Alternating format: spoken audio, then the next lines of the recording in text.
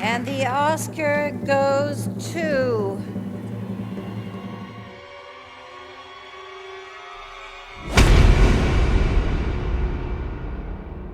When it comes to horror films, the Oscars don't have a particularly great track record. Horror is widely regarded as a genre overlooked by the Academy, and there's a multitude of different reasons for this. Films that dabble in horror are often viewed as being less worthy of recognition when compared to other more typical awards-friendly genres. Their sensitive subject matter and oftentimes gory, grisly reputation seems to simply just put the voters off. For every Get Out and its best screenplay win, there are countless examples of scripts, directors, performers and films in general being overlooked. Don't you ever raise your voice at me! I am your mother! While horror does tend to fare better in the technical categories, perhaps unsurprisingly given the genre's propensity for practical effects, when it comes to the more celebrated and recognised awards, the genre is largely absent. There have been notable exceptions, of course. William Friedkin's horror masterpiece The Exorcist was nominated for 10 Little Gold Men, and Ruth Gordon bagged herself a Best Supporting Actress award for her turn in 1968's Rosemary's Baby.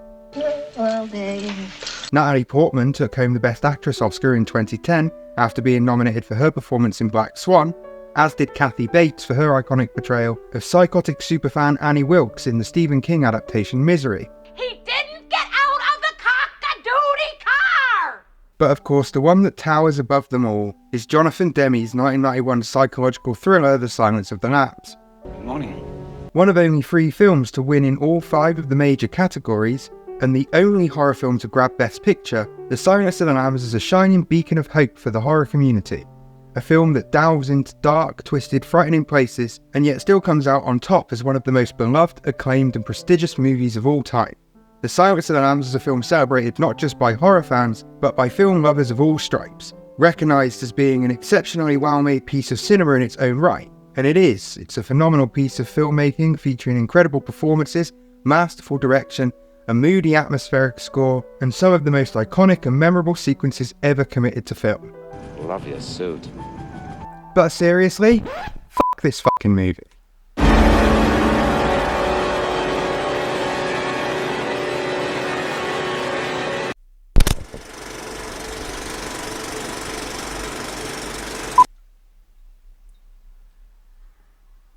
Okay, so where do we begin?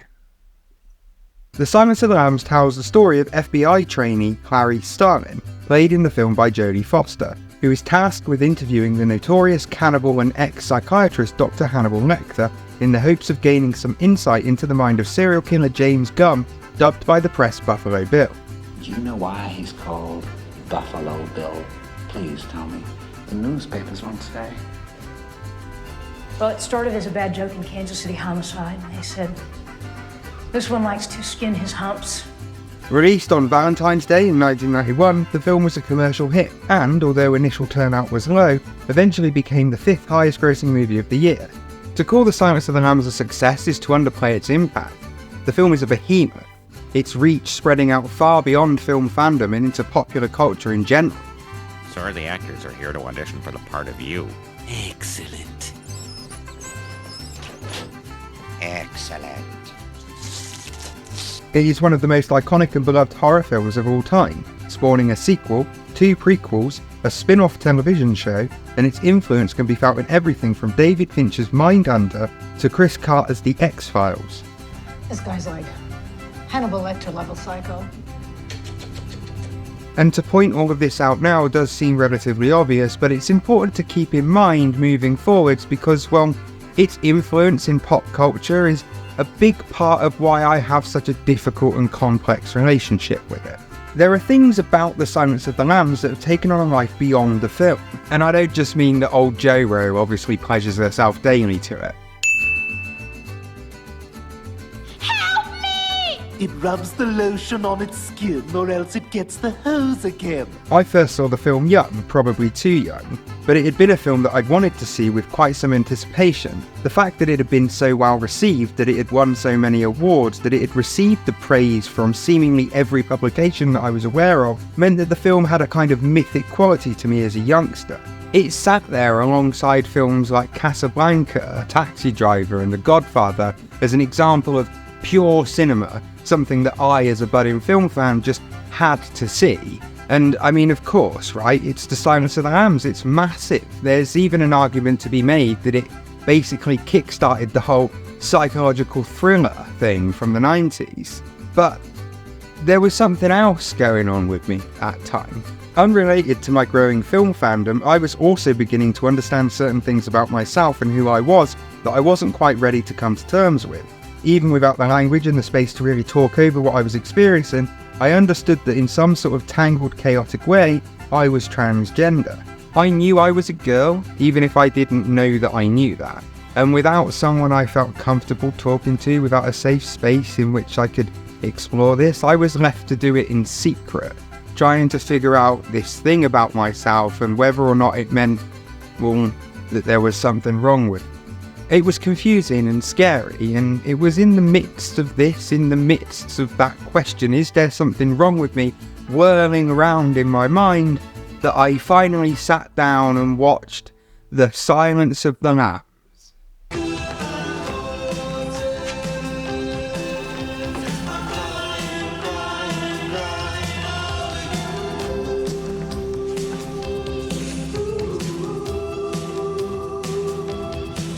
And as a film, at that point in time, it said one thing to me: you're a freak. And sometimes I can't help but feel like it's sort of, well, let off the hook a little bit, as if the sheer craft of filmmaking, excellent though it is, somehow undoes or justifies all the damage it's done. Of course, I'm hardly the first person to point out the problematic elements, especially when it comes to its confused depiction of trans women. Debates over whether or not the movie itself, or the book for that matter, is inherently transphobic or homophobic have raged since before it was even released. Indeed, even upon release, the film was met with a backlash, although that was directed more towards fear that the character of Buffalo Bill, who seeks to create their very own woman's suit using the skin of their victims, would be viewed by audiences as queer.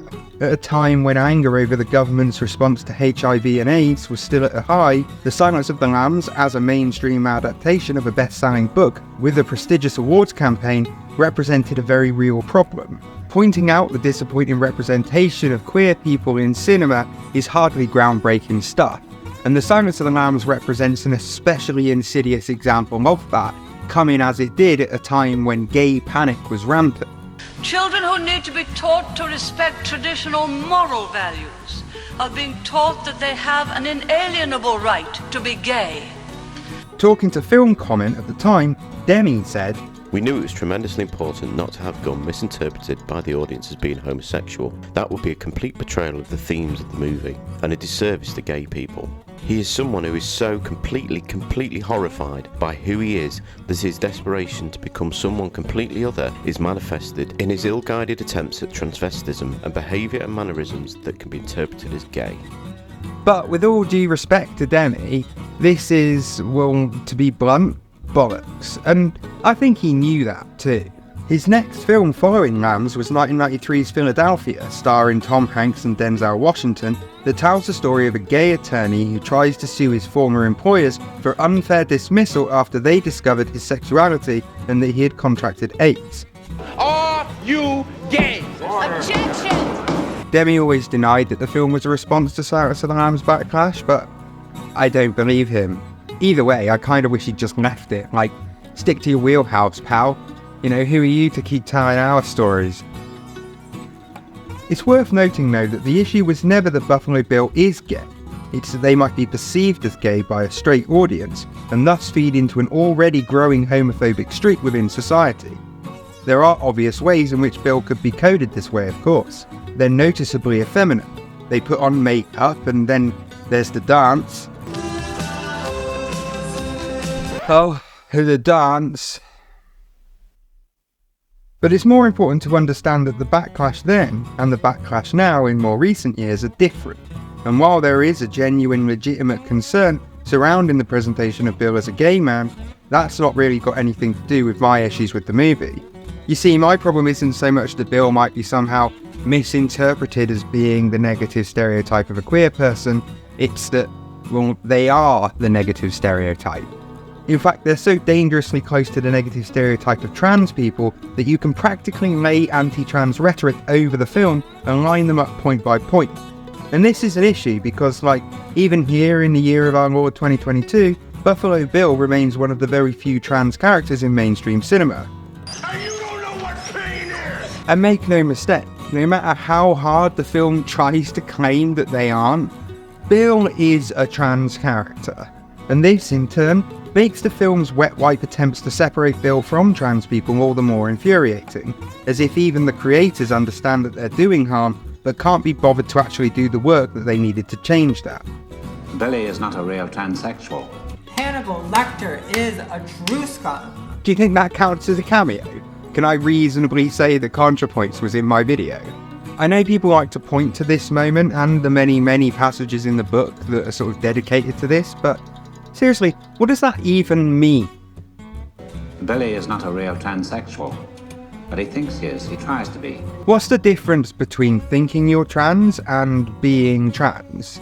This just sort of perpetuates the idea that there's true transgenders and fake ones, and that's bull. It calls to mind the likes of J.K. Rowling, claiming that she knows and loves trans people, but she's just worried about those who might abuse her. The predatory men appropriating women's bodies to harm women.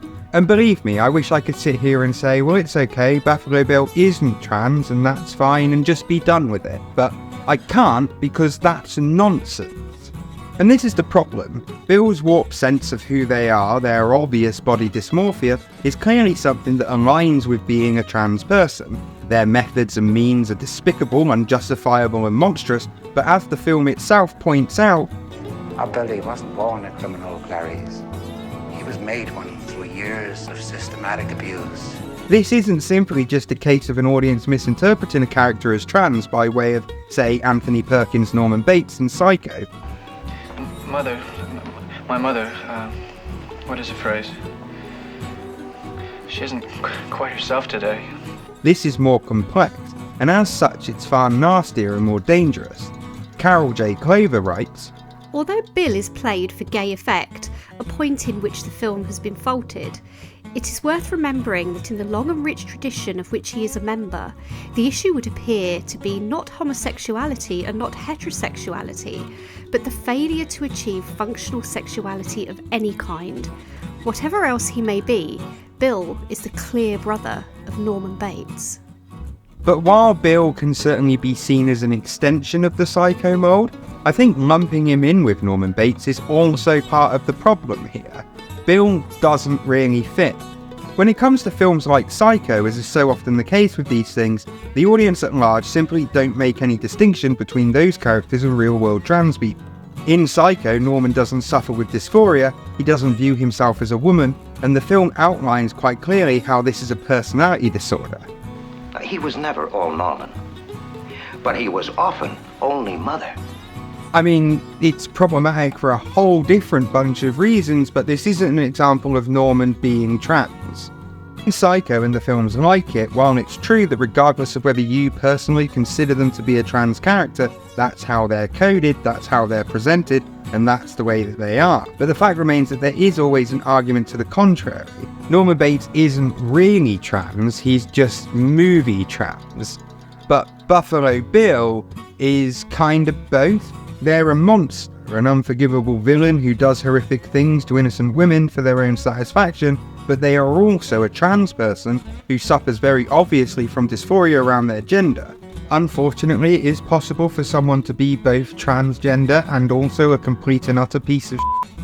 It's almost like every other group on the f***ing planet.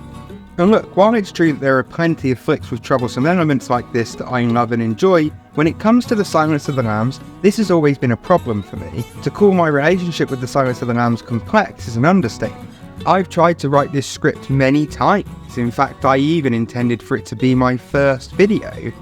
But I've had to stop it because I've never been able to find the right words. The truth is, The Silence of the Lambs kinda hurts me. You see, the depiction of Bill in The Silence of the Lambs isn't just a problematic representation issue, it's deeper than that, and it's nastier. This isn't just the case of a film depicting a trans person as psychotic and dangerous to women, although it is that too. Bill doesn't just adopt the visual coding of queer people, dancing around with their poodle and their nipple piercing and their effeminate voice. No, there's more here. beyond the character themselves and into the narrative and the themes and the aesthetic and the reception. The Silence of the Lambs is a TERF's wet dream. It's a manifestation of every negative stereotype around trans women laid bare on the screen for all to see. It's prestigious transphobia, given all the praise and all of the awards for its trouble. It is an Oscar-winning woman suit, and I f***ing hate it.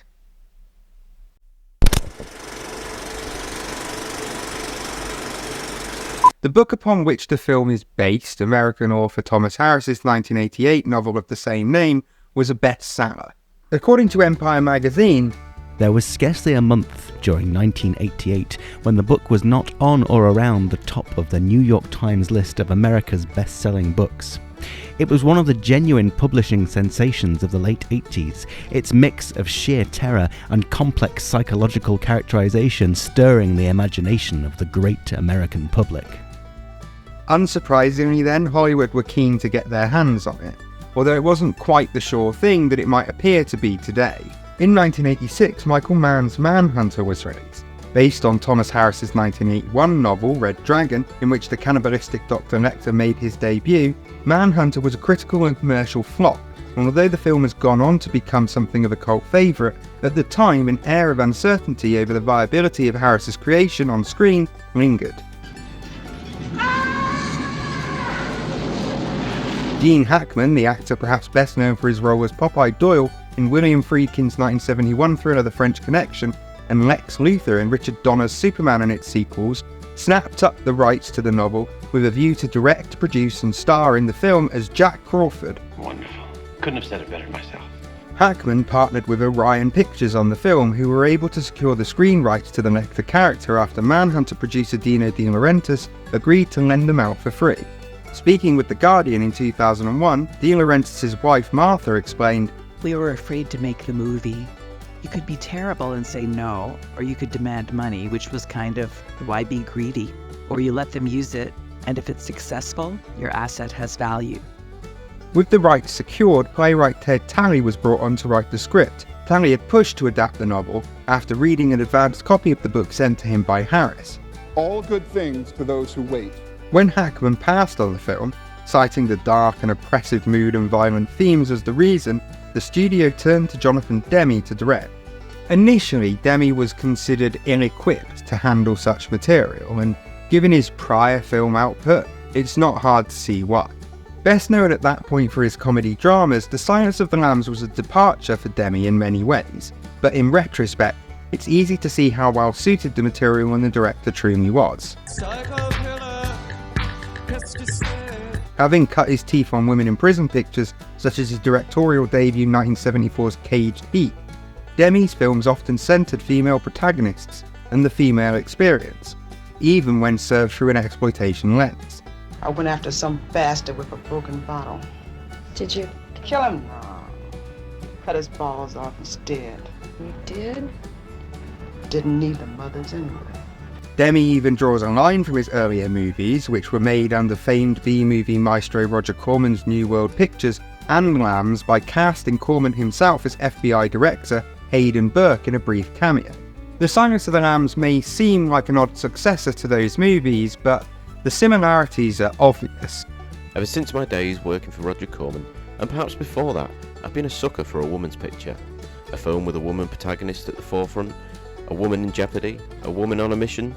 These are themes that have tremendous appeal to me as a moviegoer and also as a director. For me, I believe that the film's focus on Clarice as its protagonist is a big reason for why it resonated so much with audiences of the time. It moves the film away from the usual crop of investigative thrillers and police procedurals and gives it a more relatable emotive core. Quid pro quo, Doctor. And we can see this in action when we compare it to Mann's film, which also features a version of Hannibal the Cannibal. Manhunter's take is played by Scottish actor Brian Cox. Cox, much like Hopkins, plays Lecter as calm and calculated, but this iteration has a noticeably less monstrous streak. Do you have any problems, Will? We hear of Lecter's viciousness, but we never see it in any out-and-out way. He's cool and collected, almost casual in how he handles things. The film was met with a somewhat mixed reception upon release, and it didn't do well at the box office. For Mann's movie, this approach kind of works. I mean, I'm not a fan really, but this film sits very much within the thriller mould. Its focus is on the forensic and procedural elements of crime investigation, and as such, Mann's take on the material is almost forensic in and of itself. Lecter's sound is sparse and white.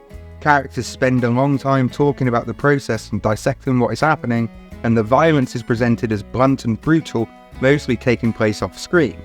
In their review for the Los Angeles Times, Sheila Benson wrote, Manhunter works like a chokehold. It's only later, safely out of its grasp, that you begin to notice that for all its perverse fascination, and save for 2 superlative performances, Manhunter has delivered very little. Like the mirrors that dot it, Manhunter is all flat, brilliant, reflective surfaces.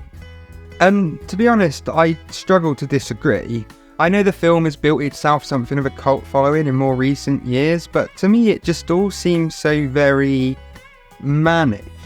And I don't just mean that in the sense that it was written and directed by Michael Mann, I mean it as in it's a film about men chasing other men, told from a man's perspective and very much with a male audience in mind. In a nutshell, I just don't see what it has to offer beyond Mann's predictably gritty and stylish visuals. We've seen all that before, and well, we'll see it again. The answer's in the way you use the mirrors. And look, I know that some of you are going to be like, oh well, you just don't get it, and yeah, you're right, I just don't get it. And neither did audiences at the time. What The Silence of the Lambs does is flip this on its head.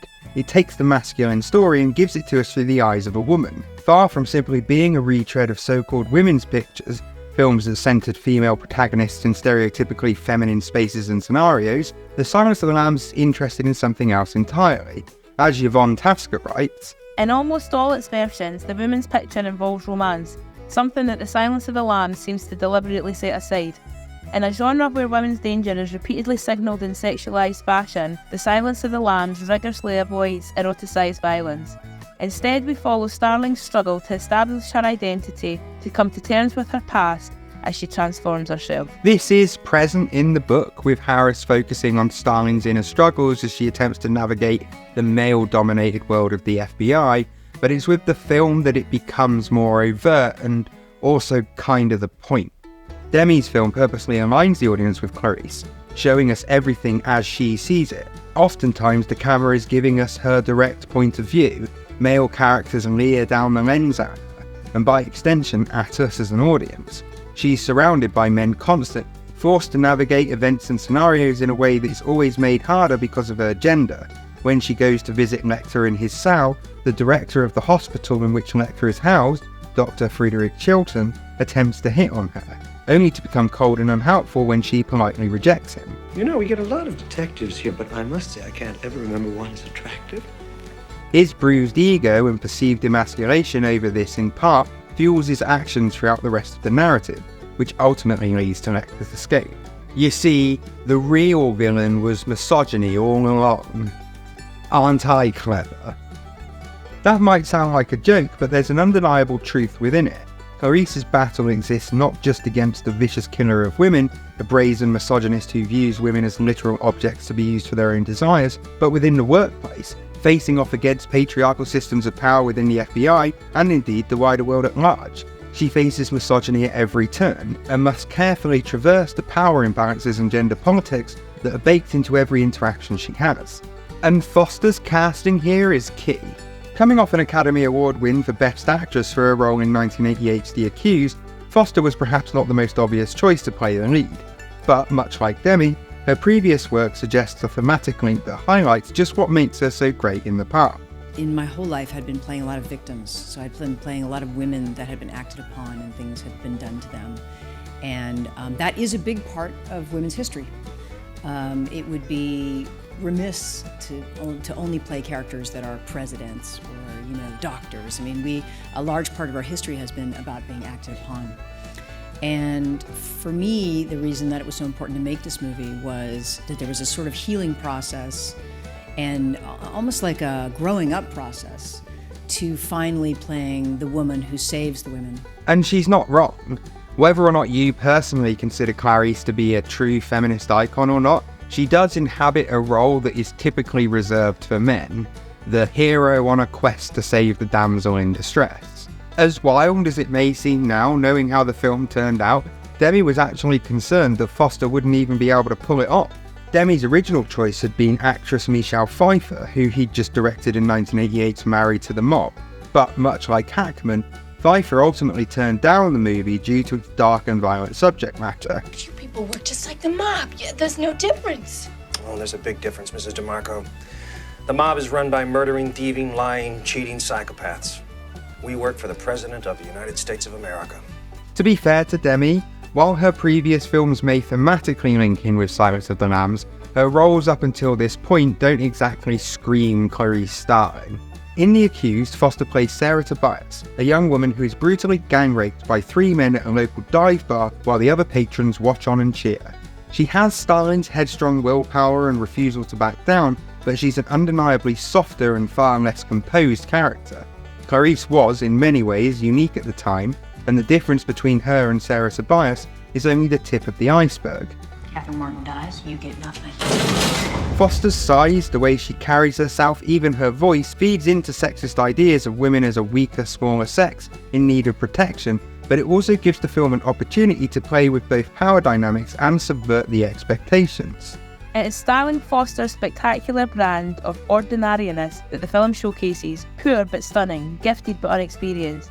She struggles both to understand the killer's mind and to resist being marginalised within the institutions of law enforcement. These qualities are well suited to Foster's role in The Silence of the Lambs. The Accused focuses on the subsequent legal battle, but Carol J. Clover considered it to be a sort of feel-good version of the rape revenge movie, a kind of mainstream take on Last House on the Left or I Spit on Your Grave, and The Silence of the Lambs represents a similar sort of evolution for the slasher film. And make no mistake, The Silence of the Lambs is a horror movie.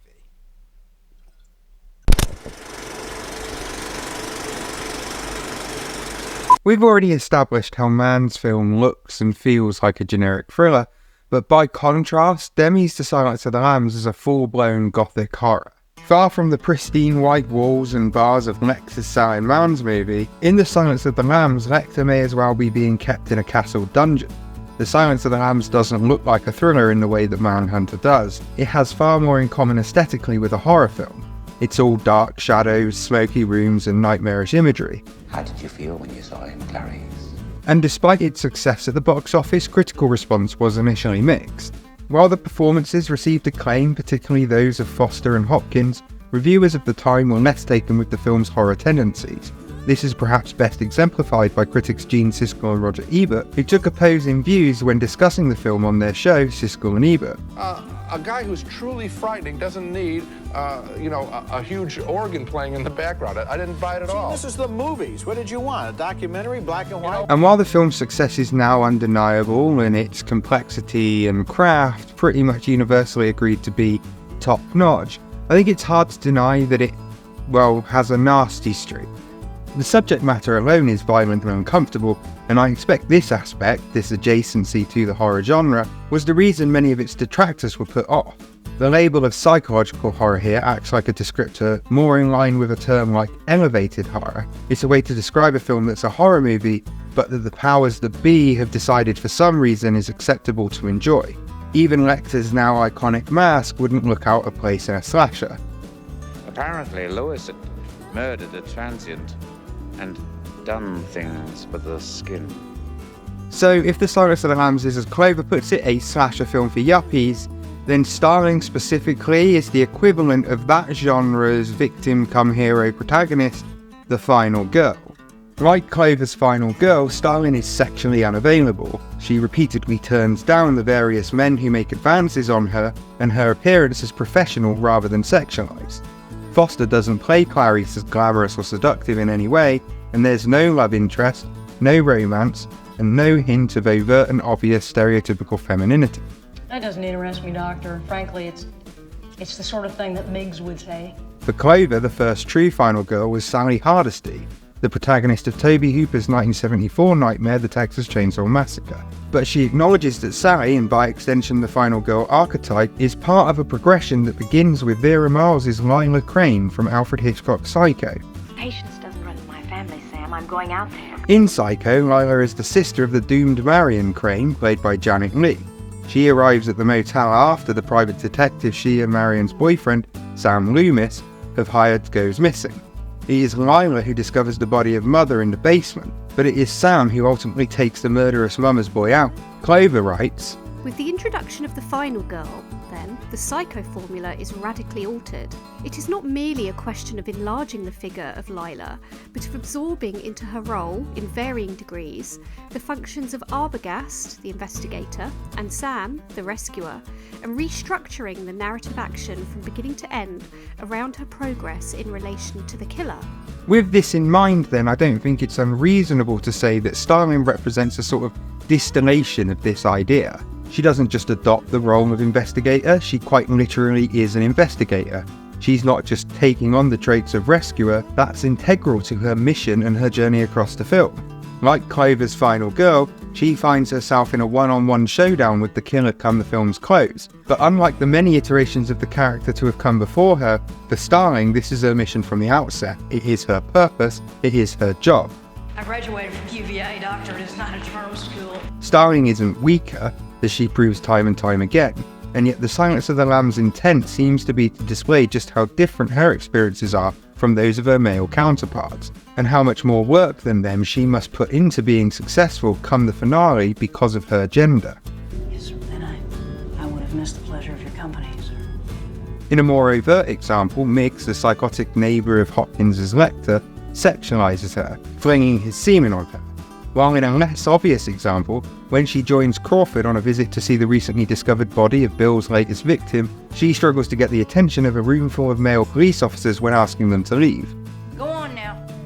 Even Crawford uses Starling's perceived weaknesses due to her femininity as a means of controlling the situation, something Starling herself then calls him out.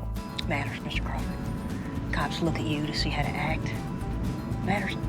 In fact, the only male character that doesn't seem to view Starling in gendered terms is Lecter himself, and Lecter represents a curious progression in terms of the Silence of the Lambs slasher traits. At first glance, it could be easy to consign him to the label of movie monster, and in many regards he is. He's a frightening presence, and Hopkins plays him as such. Demme had his sights set on Anthony Hopkins after having seen him in David Lynch's 1980 biographical drama The Elephant Man. Am I a good man? Or am I a bad man? Demme's casting choices were initially met with resistance, but he managed to strike a deal with the studio. If he agreed to cast Foster in the role of Starling, then they'd let him have Hopkins. It's hard to deny that Hopkins is great in the role. He brings an unsettling quality that makes the character linger in the minds of the audience, and the scenes between Lecter and Starling are by and far the film's best. That is rather slippery of you, Agent Starling. In his review of the film, critic Roger Ebert wrote, "It has been a good long while since I have felt the presence of evil so manifestly demonstrated as in the first appearance of Anthony Hopkins in The Silence of the Lambs. The effect of this scene is so powerful that it underlies all of the rest of the movie, lending terror to scenes that do not even involve him." And he's absolutely right. I don't think it's unreasonable to say that Hopkins' turn as Lecter has become absolutely iconic, and the reasons why he's so successful, so terrifying in the role, can be seen when we contrast him against Cox's version of the character in Man's Manhunter. That's not to say that Cox's take is bad, but when looking at the pair side by side, it becomes very obvious just why Hopkins is the one best remembered. Did you get my car? Immediately, we notice that Hopkins' Hannibal is much more exaggerated and performative. Cox's Lecter sits comfortably on his bed as though he were meeting a patient. Hopkins' Lecter glares down at Starling with wide, hungry eyes and a sadistic grin. Cox's Lecter simply says he can smell the aftershave worn by his visitor.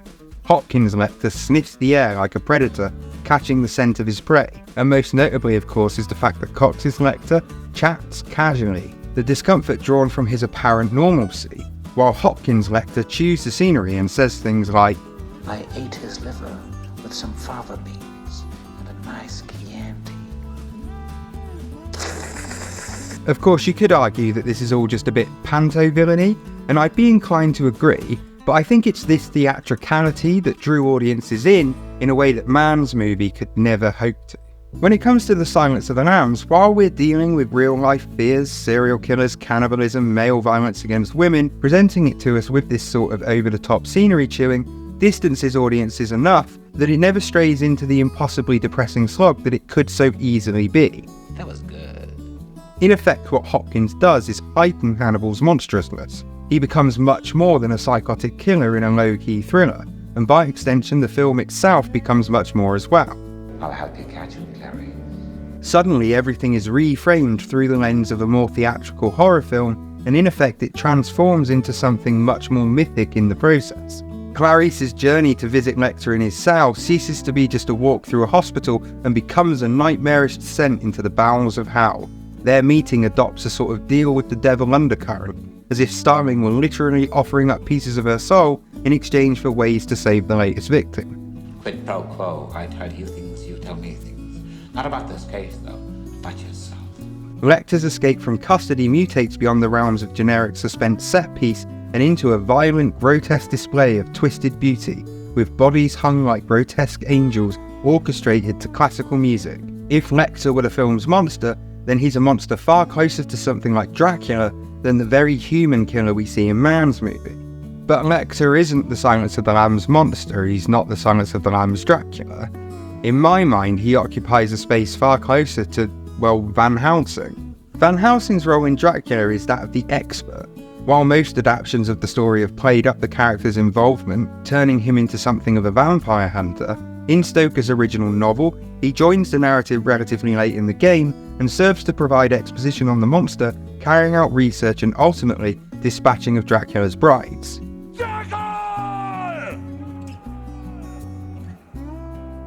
And I do think it's funny that Hopkins then played Van Helsing in Coppola's Dracula, although not as funny as Keanu Reeves' accent. Yes, of course, sir. This sort of expert on the monster archetype reappears in horror cinema time and time again.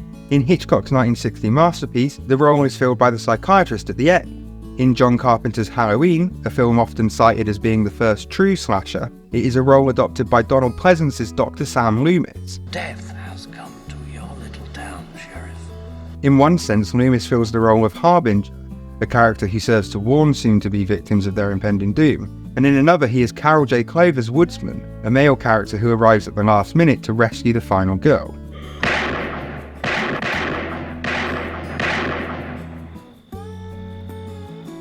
But his function is, like Hannibal, primarily to provide exposition on that movie's killer, Michael Myers. Loomis has a deep insight into Myers' psychology, having personally acted as his psychiatrist since childhood, and thus is able to provide the characters and the audience with context and clues that serve to give us a better understanding of the killer. I spent 8 years trying to reach him, and then another 7 trying to keep him locked up because I realized that what was living behind that boy's eyes was purely and simply evil. Also, yes, the name Loomis in Halloween is a reference to Psycho. That's not groundbreaking to anyone, is it? Did you know Jamie Lee Curtis is Janet Leigh's daughter?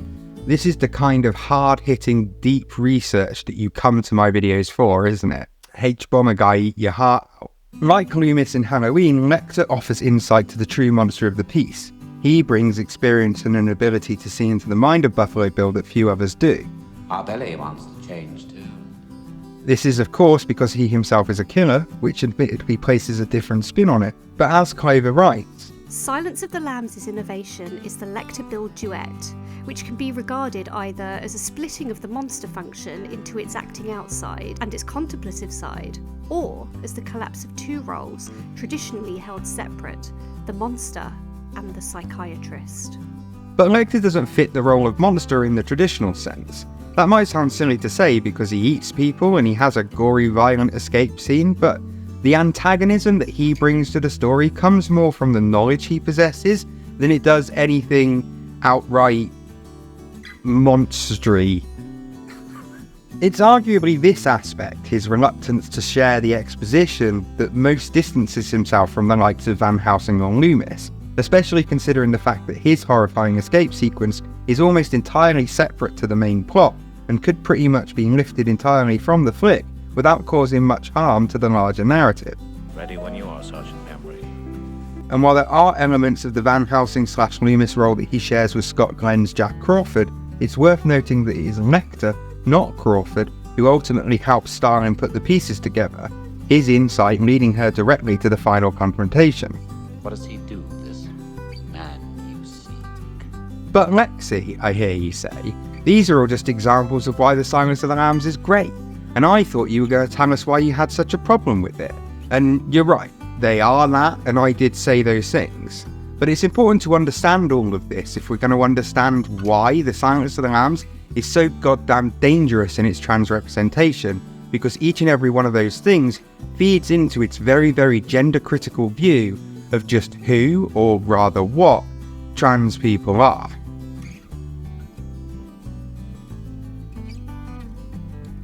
Shit.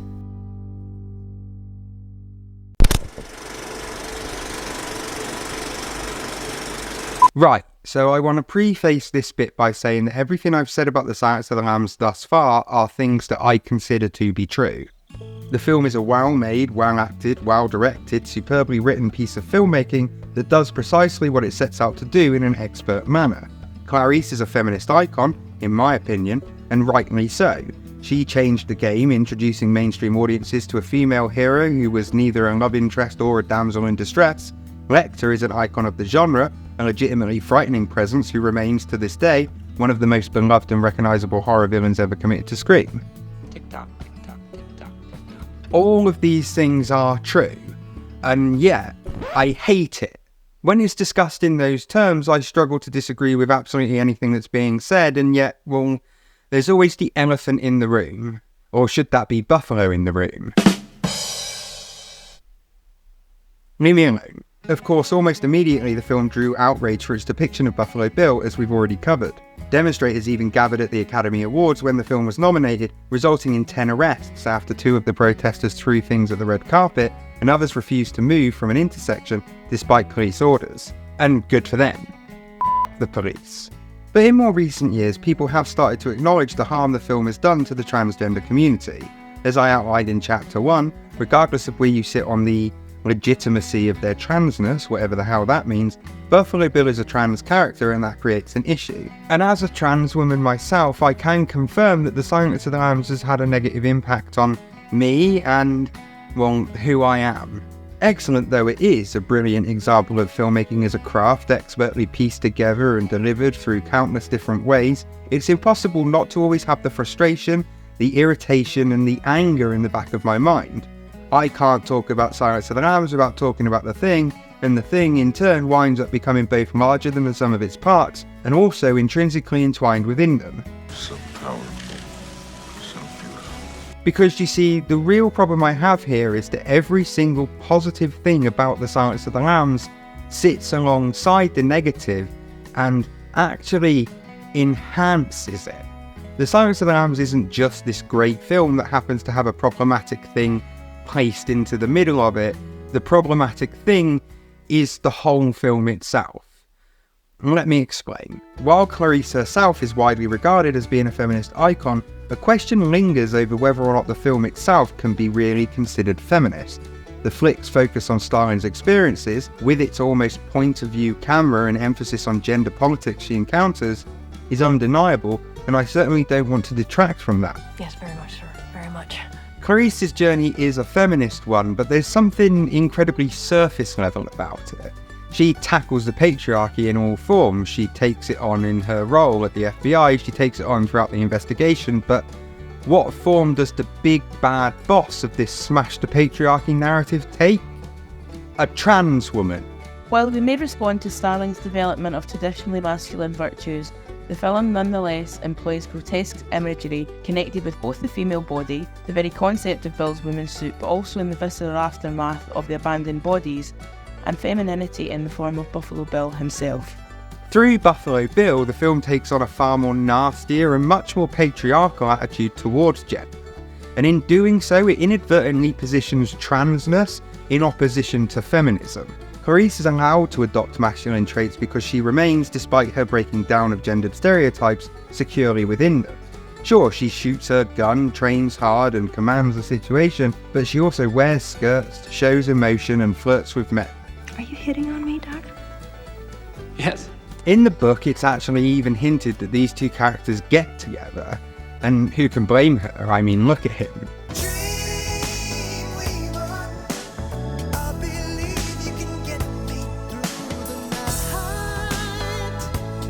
Buffalo Bill, meanwhile, is not afforded the same leniency. They push the breaking of gendered stereotypes too far. They wear makeup, they sew, they sleep with men.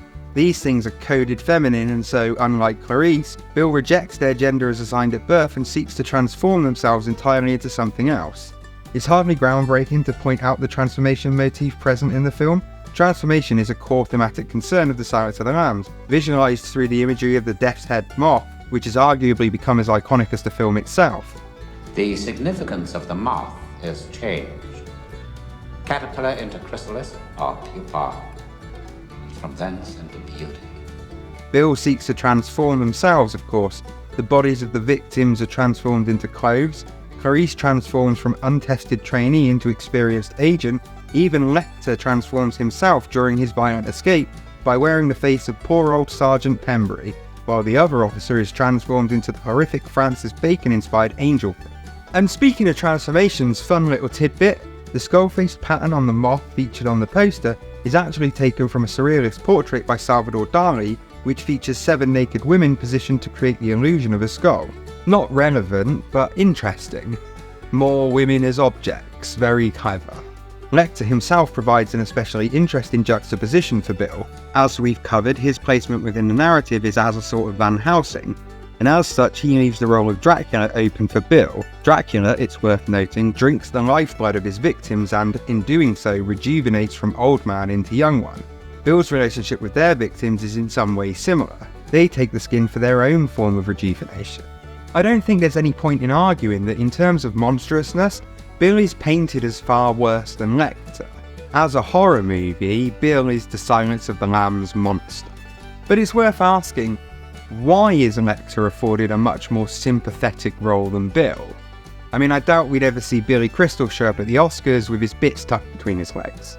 I'm having some of the Academy over for dinner. Care to join me? Lecter is given something of a pass, at least on the movie's terms, despite his own monstrousness, in part because he doesn't threaten the gender binary. Despite the campy elements of Hopkins' performance, Lecter never completely crosses the boundaries of heteronormativity in the way that Buffalo Bill does. You think you can dissect me with this blunt little tool? To put it bluntly, Hannibal is straight enough to get away with eating people. Of course, the queer coding of Hannibal as a character has been present since he first appeared in book form, and Brian Fuller's cult series Hannibal, which reimagines the Good Doctor's relationship with Red Dragon's hero Will Graham, brought this subtext screaming and kicking out of the closet into full-blown text. Did you just smell me? Difficult to avoid.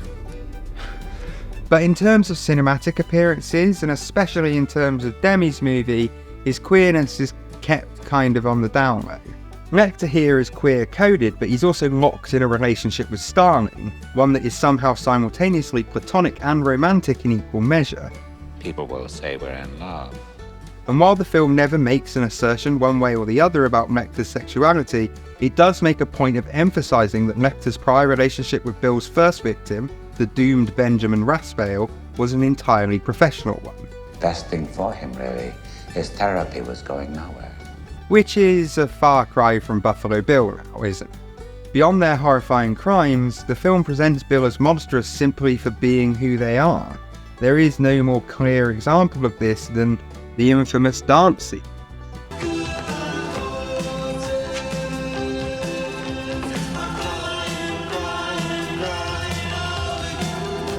Okay, so obviously YouTube isn't going to let me show the whole scene because, well, YouTube. But this scene is the moment when I was a kid that I knew that the world was rejecting me. It's the moment when I knew that the world was equating me questioning my sexuality and my gender with a psychotic serial murderer who abducts and starves young women before killing them and then mutilating their corpses. And you know what? I'm tired of trying to pretend like The Silence of the Lambs is some untouchable masterpiece because, yeah, the directing's brilliant and the performances are great, and isn't the script wonderful? Yes, those things are true, but it's also one of the most offensive, dangerous and harmful things I've ever f***ing seen in my life. I tuck. Some trans women tuck. That's a thing that f***ing happens. And here it is, paraded up on the screen for everyone to see, like it's the f***ing horrifying equivalent of Dracula feasting on his victims. Look at the freak. Look at the monster. Get f***ed. There's even a subtle attempt to tie Bill in with white supremacy. We see a swastika on their bedding, but this only further salts the wound as far as I'm concerned. Trans people were among the first groups targeted by the Nazis. And here we have a film like The Silence of the Lambs equating transness with Nazis. How very turfy. Beyond the killing, beyond the obvious and undeniable horror, Buffalo Bill is seen as terrifying because of their transness, and in turn, because of their transness, they are dangerous. In their 1979 book, The Transsexual Empire, which has become so influential on modern gender critics that I'd almost go so far as to say it's like their Bible, Janice G. Raymond wrote, "All transsexuals rape women's bodies by reducing the real female form to an artifact, appropriating this body for themselves." One could just as easily use that as a descriptor for Buffalo Bill. They harm women and appropriate their bodies in order for their own transition to take place. It's literally the turf idea of what a trans woman is. A dangerous, violent male taking women's bodies for their own gratification. Bill is building a woman suit from the skin of their victims. They lure the victims into a false sense of security by pretending to be weak and innocent before pouncing. Bill dehumanizes them, refers to them as it, reducing them to artifacts, viewing them quite literally as little more than objects. It rubs the lotion on its skin or else it gets the hose again. And despite the half-assed attempts to remove the character from the trans community, the film also goes out of its way to make this extremely clear. Notice how that's not a wig. That scene doesn't appear in the book. It was an improvisation by Demi and Ted Levine, who plays Bill in the film, and I wouldn't have boasted about it as much as they did. In the book, there's a subplot in which Crawford visits the gender reassignment hospital suggested by Lecter and finds himself locked in a battle with the doctor there. You like the truth? Try this. He kidnaps young women and rips their skin off. Some of this subplot made its way into what was shot, but ultimately wound up on the cutting room floor. But even so, it doesn't change the problem. Because you see, the problem isn't that Bill is dangerous. I mean, it is, but it isn't just that. The problem is that The Silence of the Lambs doesn't know what the f*** it's talking about. The film's misguided attempts to distance itself from its own mishandling of the issue only further feeds into the problem. Billy hates his own identity, you see, and he thinks that makes him a transsexual. But his pathology is 1,000 times more savage and more terrifying. More savage, more terrifying. To pretend like the film doesn't have this nasty streak when it comes to its depiction of trans people is just a lie. It's very clear where the film, and by extension the filmmakers, are coming from in this regard. Our patients are decent, non-violent people with real sexual problems. This is an extension of the incredibly sexist and homophobic criteria by which medical professionals would classify so-called real trans people from those who they decided weren't. And the ways in which they decided this were often based on regressive gender stereotypes, even for the time. And we even see this attitude outright stated in the film. There's no correlation in the literature between transsexualism and violence. Transsexuals are very passive. Yes, Clarice, passive. Because if you're a trans woman, then you better be damn sure that you're a demure, passive, good woman. Give me a break.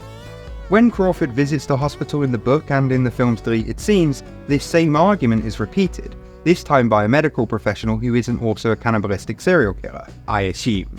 The problem here is that it assumes that there's a right way and a wrong way to be a trans person, and a right way and a wrong way to be a man or a woman, and that, it should go without saying, is f***ing sexist. I need a coffee.